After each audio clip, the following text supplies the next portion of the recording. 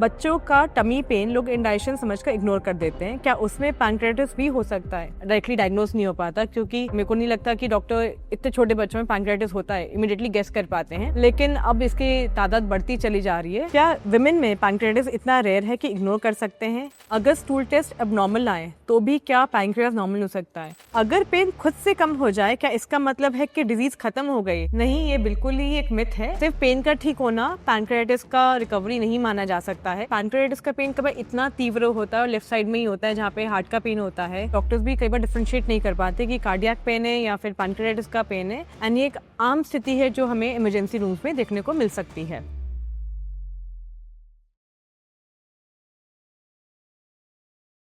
नमस्ते, मेरा नाम वैद्य शिखा प्रकाश है और मैं पड़ाव स्पेशलिटी आयुर्वेदिक ट्रीटमेंट सेंटर की मुख्य संचालिका हूँ। मैंने पैंक्रेटिस से रिलेटेड कुछ और सवाल लिखे हैं जो कि उसके ट्रीटमेंट, उसके डायग्नोसिस, उसके सिम्टम्स रिलेटेड हैं, और ये मुख्यतः उससे रिलेटेड जो मिथ्स हैं उसके ऊपर हमने बनाए हैं, जो प्रश्न लोग अक्सर में से ओपीडी में पूछते आए हैं। तो आइए उनको एक एक करके समझते हैं और मैं उनको उत्तर देती चलती हूँ। तो पहला सवाल है, क्या पैंक्रेटिस का पेन सिर्फ लेफ्ट साइड में होता है, बैक तक कभी नहीं जाता? तो पहले हम ये समझते हैं कि पैंक्रियास कहाँ स्थित है। तो यूजुअली पैंक्रियास हमारा लेफ्ट साइड में होता है। इसको एक रेट्रोपेरिटोनियल ऑर्गन बोलते हैं, यानी ये पीछे की तरफ स्थित होता है। एंड जब भी इसका दर्द होता है तो यूजुअली लेफ्ट साइड पे होता है और इसका पेन बैक तक रेडिएट करता है। अगर पेन खुद से कम हो जाए क्या इसका मतलब है कि डिजीज़ ख़त्म हो गई? नहीं, ये बिल्कुल ही एक मिथ है। सिर्फ पेन का ठीक होना पैंक्रेटिस का कवरी नहीं माना जा सकता है और इसमें कई सारे और भी सिम्टम्स हो सकते हैं जिसके लिए proper diagnosis and proper treatment की ज़रूरत होती है। अगला सवाल है, वॉमिटिंग, फीवर और टैकीकार्डिया का लोग स्टमक इन्फेक्शन में मानते हैं, क्या ये पैंक्रेटिस से भी हो सकते हैं? जी हाँ, ये तीनों सिम्टम वॉमिटिंग, फीवर, टैकीकार्डिया पैंक्रेटिस के पेशेंट में भी देखने को मिल सकता है, खासकर अक्यूट पैंक्रेटाइटिस में, अक्यूट नेक्रोटाइजिंग पैंक्रेटाइटिस में।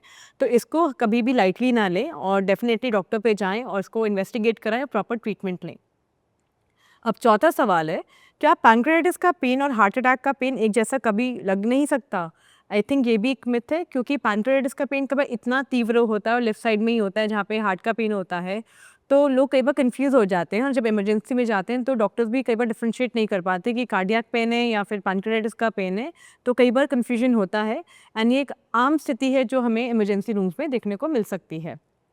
अब अगला सवाल है, क्या क्रॉनिक पैंक्रेटिस में पेन हमेशा ही रहता है?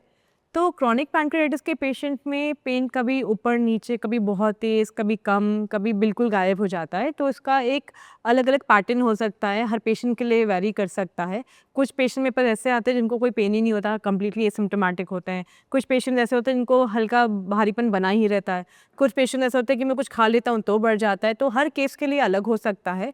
तो एंड इसका एक अलग अलग प्रेजेंटेशन भी हो सकता है केस टू केस। अगला सवाल, क्या ऑयली स्टूल सिर्फ ज़्यादा घी खाने की वजह से होती है? पैंक्रियास का इससे कुछ लेना देना नहीं है। तो ऑयली स्टूल का होना पैंक्रेटिस के पेशेंट में एक आम बात है और इसको हम स्टेटोरिया से समझते हैं कि आपके स्टूल में फैट का प्रेजेंस का ज़्यादा हो जाना। तो बेसिकली जब पैंक्रेटिस होती है, क्रॉनिक पैंक्रेटिस हो जाती है, तो कई बार पैंक्रियास जो फैट को डाइजेस्ट नहीं कर पाता है वो एज इट इज़ आपके स्टूल से बाहर आता है और ये कॉमन सिम्टम है पैंक्रेटिस के मरीजों में, जिस वजह से कई बार बहुत ज़्यादा वेट लॉस भी इनको होता है। सातवां सवाल, क्या वेट लॉस सिर्फ डाइट मिस्टेक है, पैंक्रियास डैमेज का नतीजा नहीं? जैसा कि मैं अपने प्रीवियस आंसर में बता रही थी कि वेट लॉस डाइट ही नहीं, बेसिकली पैंक्रेटिस के मरीजों में मैल एब्जॉर्प्शन होता है, मैल डाइजेशन होता है, जिस वजह से वेट लॉस होता चला जाता है। फिर हम फैट बिल्कुल एब्जॉर्ब नहीं कर पाते। इन तमाम कारणों की वजह से वेट लॉस होता है पैंक्रेटिस के मरीजों में। अगला सवाल है, बच्चों का टमी पेन लोग इंडाइजेशन समझकर इग्नोर कर देते हैं, क्या उसमें पैंक्रेटिस भी हो सकता है? तो आई थिंक ये बहुत ही रेलेवेंट क्वेश्चन है एंड कई बार जब मेरे पास मरीज़ आते हैं, छोटे बच्चे खासकर, तो मैं उनसे पूछती हूँ आपको कब से ये बीमारी है, कैसे पता लगा? कहते पहले हमें पेट में दर्द होता था बच्चे को, हमें लगा नॉर्मल इंडाइजेशन है, किसी को भी पेट दर्द हो जाता है, हम बार बार डॉक्टर पे जाते थे, लेकिन कभी ऐसा पता नहीं था कि पैंक्रेटाइटिस थी। फिर जब लोकली हम नहीं ठीक हो पाए, तब बड़े शहर में गए, जब प्रॉपरली चेकअप हुआ तब पता लगा अरे इसको पैंक्रेटाइटिस है। तो कई बार ये बच्चों के लिए मतलब डायरेक्टली डायग्नोज नहीं हो पाता, क्योंकि मेरे को नहीं लगता कि डॉक्टर इतने छोटे बच्चों में पैंक्रेटिस होता है इमीडिएटली गेस कर पाते हैं, क्योंकि बहुत ही अनकॉमन है, लेकिन अब इसकी तादाद बढ़ती चली जा रही है एंड कुछ समय से मैं देख रही हूँ कि अर्ली डायग्नोसिस भी होने लग गया है। लेकिन हाँ, अगर बच्चों को बार बार पेट दर्द हो रहा है, इंडाइजेशन की समस्या होती है और बच्चा बहुत ज़्यादा दर्द में रहता है, तो इसको एक बार प्रॉपर्ली इन्वेस्टिगेट करा लेना चाहिए ताकि प्रॉपर निदान हो पाए, जिसके बाद इसका प्रॉपर ट्रीटमेंट भी हम करा पाएँ। अगला सवाल है, क्या विमेन में पैंक्रियाटिस इतना रेयर है कि इग्नोर कर सकते हैं? आई थिंक पैंक्रियाटिस किसी को भी हो, आदमियों को हो, औरतों को हो, बच्चों को हो, बुजुर्गों को हो, किसी के लिए भी ये बीमारी ऐसी नहीं है कि इसको हम इग्नोर करें। इसको डेफिनेटली एड्रेस करना चाहिए और प्रॉपर ट्रीटमेंट लेना चाहिए ताकि इसको मैनेज करें प्रॉपरली और इसको फर्दर प्रोग्रेशन से इसको रोकें। हमारा 10वां सवाल है, क्या एल्डरली पेशेंट्स का माइल्ड पेन सीरियस नहीं होता? ये कहना गलत होगा और पहले मैं देखती थी अक्यूट पैंक्रियाटिस के इतने सीवियर केसेस मेरे को इतनी ओल्ड एज में नहीं दिखते थे, बट हाल ही में मेरे पास अहमदाबाद से एक पेशेंट आई थी जो 82 ईयर्स ओल्ड की थी एंड उनको रिकरेंट अटैक्स आते थे अक्यूट पैंक्रियाटिस के और काफ़ी सीवियर पेन आता था। बट आई थिंक ऐसा नहीं है कि बुज़ुर्गों में इसका दर्द कम हो जाता है या ज़्यादा हो जाता है। जो बीमारी का जो लक्षण है वो एज के रिस्पेक्टिव वैसे ही अपने आप को पूरा उसका जो है वो शो करता है। इस वीडियो का अगला सवाल है, क्या सिर्फ अमाइलेज टेस्ट से पैंक्रियाटिस कंफर्म हो जाता है? तो अमाइलेज टेस्ट और लाइपेज टेस्ट जो हमारे ब्लड टेस्ट हैं बेसिकली अक्यूट केसेस में बढ़ते हैं और क्रॉनिक केसेस में ज़रूरी नहीं कि बढ़े। तो हालांकि ये क्लिनिकली बड़े सिग्निफिकेंट होते हैं, लेकिन इसके अलावा हमें जो रेडियोलॉजिकल टेस्ट हैं ये सारे टेस्ट के बाद ही इसका कंफर्मेटरी डायग्नोसिस बनता है, तो ये अकेले में इनफ नहीं होता है। अगला सवाल है, क्या लाइपेज नॉर्मल हो तो पैंक्रियाटिस पॉसिबल ही नहीं? आई थिंक ये भी एक मिथ है, क्योंकि क्रॉनिक पैंक्रियाटिस के केसेस में कई बार लाइपेज लेवल नहीं बढ़ेगा लेकिन आपको सिम्टम्स हो सकते हैं। तो again I would say proper diagnosis is important and amylase lipase usually तीव्र अटैक के दौरान ही बढ़ते हैं, नॉर्मल कंडीशन में नहीं बढ़ते हैं। तो केवल एंजाइम्स को एवेल्युएट करना इसके लिए इनफ नहीं होता है। सो इट्स ऑलवेज बेटर कि आप इसको प्रॉपर्ली इन्वेस्टिगेट कराएं एंड खुद ना करें, डॉक्टर की देखरेख में उनके प्रिस्क्रिप्शन पे ही इसको जाके टेस्ट कराएं। अगला सवाल है, क्या अल्ट्रासाउंड अलोन सब कुछ दिखाता है? अब अल्ट्रासाउंड की अपनी लिमिटेशंस हैं और ज़रूरी नहीं है कि पैंक्रियाटिस के केसेस में अल्ट्रासाउंड से आपको सारी क्लैरिटी मिल जाए। और जैसे हमने अभी पहले ही बात की थी इसी वीडियो में कि पैंक्रियास हमारे रेट्रोपेरिटोनियल ऑर्गन है, पीछे की तरफ स्थित है, तो कई बार अल्ट्रासोनोग्राफी में वो क्लियरली दिखता भी नहीं, कई बार बहुत ज़्यादा गैस होती है, वो ऑब्स्क्योर्ड होता है तो दिखेगा भी नहीं, तो इनफ नहीं होता है। बट हाउसएवर एक बहुत ही मुख्य कारण पैंक्रियाटिस का माना जाता है गॉल स्टोन्स, और उसको देखने के लिए अल्ट्रासाउंड एक बहुत अच्छा माध्यम है, तो इसलिए अल्ट्रासाउंड भी कराया जाता है। लेकिन हाँ, अल्ट्रासाउंड अपने में इनफ टेस्ट नहीं होता है। अगला सवाल है, क्या नॉन कॉन्ट्रास्ट सिटी हमेशा इनफ है? तो यूजुअली इनफ होता है, बट किसी किसी केसेस में कॉन्ट्रास्ट के साथ भी डॉक्टर इसको कराते हैं। It is again need based, किसके लिए क्या ज़रूरत है, तो कोई मिथ नहीं है।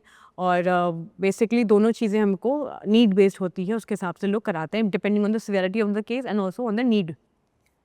अगला सवाल है, क्या एमआरसीपी यूएस सिर्फ पैसा कमाने के लिए होता है? नहीं, ऐसा बिल्कुल नहीं है। एमआरसीपी और यूएस बेसिकली पैंक्रियास का जो स्ट्रक्चर है प्रॉपर, उसके जो धमनियां हैं, उसका जो पूरा स्ट्रक्चरल है, कोई स्ट्रक्चर है, कुछ इन्फ्लेमेटरी चेंजेस हैं, कोई ब्लॉकेजेस हैं, इन सब चीज़ों को देखने के लिए सारे टेस्ट बनाए गए हैं।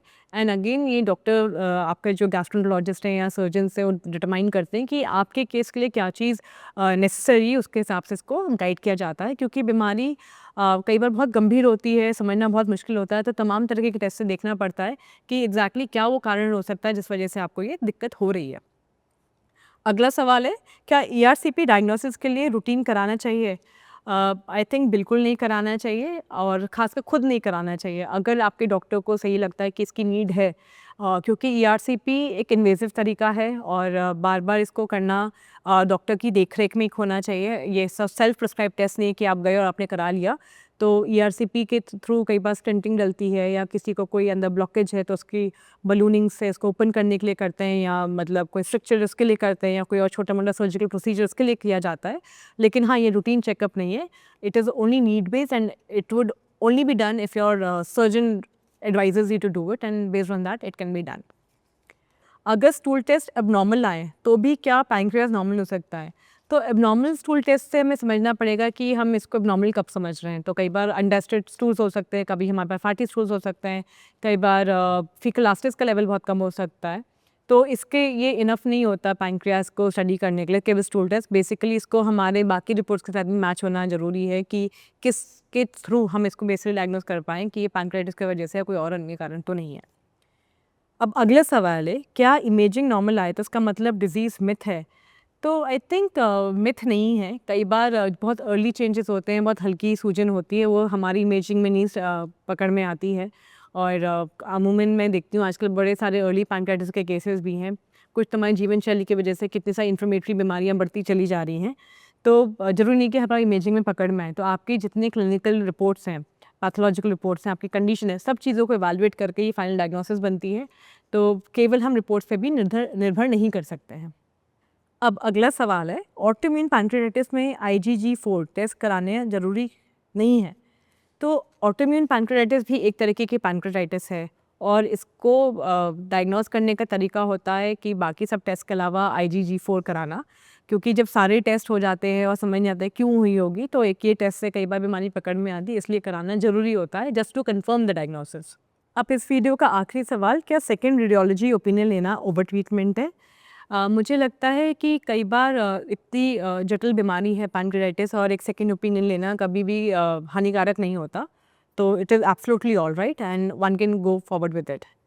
तो इन्हीं के साथ आज के इन सवालों का जो क्रम है ख़त्म होता है। मैं आशा करती हूँ कि आपको आपके कुछ जो मिथ्स थे या सवाल थे पैनक्रेटाइटिस के सिम्पटम्स, डायग्नोसिस और ओपिनियन को लेके, या ये क्यों होता है, क्यों नहीं होता है को लेके हमने सॉल्व किए हैं। यदि आपके कोई और क्वेश्चंस हैं तो आप कमेंट सेक्शन पे लिख सकते हैं। मैं अगली वीडियो के माध्यम से इनका जवाब आपको देना चाहूँगी। बहुत बहुत धन्यवाद।